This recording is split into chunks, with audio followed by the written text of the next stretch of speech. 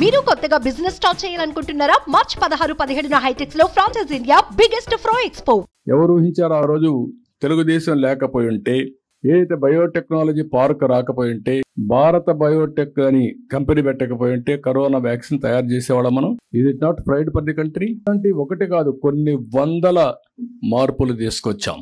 అందుకే ఈ రోజు కూడా నేను కూడా ఆలోచించింది, అందరం కలిసి పనిచేద్దాం, కలిసి మళ్ళీ నూతన వరవడికి శ్రీకారం చుట్టాలనే ఉద్దేశంతోనే ఈ రోజు ఈ పొత్తు చేశాం. ఇది రాష్ట్ర హితం కోసం తప్ప వ్యక్తిగత ప్రయోజనాలకో లేకుంటే రాజ్యాధికారం కోసం కాదు.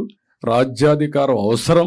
ఈ రాష్ట్రంలో ప్రభుత్వ మార్పు అనివార్యం. ఈ ప్రభుత్వ మార్పు కూడా ప్రజల కోసం మేలు జరగాలని చెప్పే దానికోసం చేశాం తప్ప, లేకపోతే రాష్ట్రం పూర్తిగా నాశనం అయిపోయిన తర్వాత ఎవ్వరు కూడా దీన్ని కాపాడుకోలేం. ఇప్పటికే కొంతమందిలో ఒక ఆలోచన వచ్చింది, ఎట్లా మేము వెళ్ళిపోయాం బయట, ఈ స్టేట్కి మేము రాలేం, అక్కడ ఎవరికి సెక్యూరిటీ లేదు, ఆస్తులకు సెక్యూరిటీ లేదు, ఈసారి కానీ ఏదైనా జరగడానికి జరిగితే మేము కూడా ఉండే 1 ఎకరా 2 ఎకరాలు అమ్ముకొని వెళ్ళిపోతాం అనే పరిస్థితికి వచ్చారు శాశ్వతంగా. కానీ దానికి పరిష్కార మార్గం అది ఒకటే కాదు. వాళ్ళు వెళ్ళిపోవచ్చు కానీ వాళ్ళ భూములు కొనేవాళ్ళు కూడా ఉండరు. ఆ విషయం కూడా గుర్తుపెట్టుకోవాలి. ఒకప్పుడు హైదరాబాద్లో మీరు చూస్తే ఇక్కడ 1 ఎకరా కొంటే అక్కడ 5 ఎకరాలు కొనేవాడు.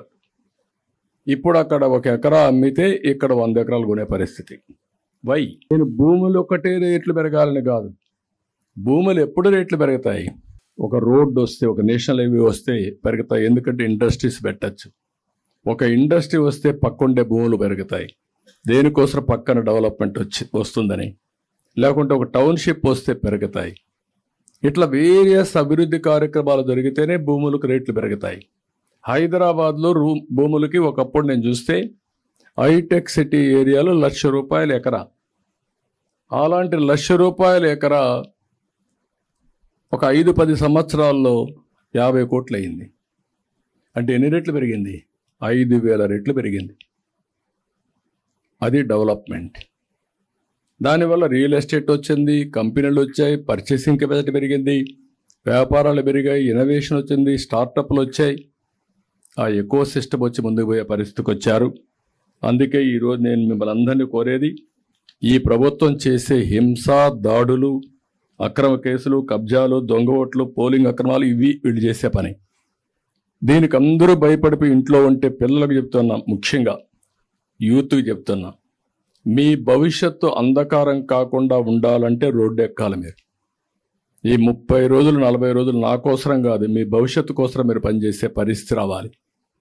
ఇదేదో చారిటీ కోసరం కాదు, ఏదో ఒక పార్టీ అధికారంలోకి వస్తేనే కాదు.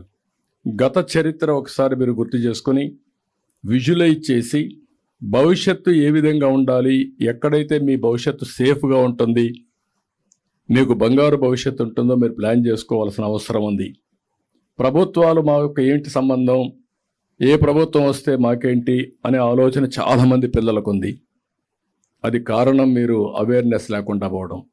అవేర్నెస్ రానంత వరకు మన పిల్లల భవిష్యత్తు కానీ అందరి భవిష్యత్తు ఎట్లే ఉంటుంది. ఎప్పుడు కూడా వెల్త్ క్రియేట్ చేయడం కానీ, ఎంప్లాయ్మెంట్ జనరేట్ చేయడం కానీ, సుపరిపాలన ఇవ్వడం కానీ, సమాజంలో మీరు గుర్తుపెట్టుకోవాల్సింది ఒక సుస్థిరత ఇవ్వడం in all aspects. Security fundamental principal. Government ఎప్పుడైనా సరే సెక్యూరిటీ ప్రొవైడ్ చేయాలి.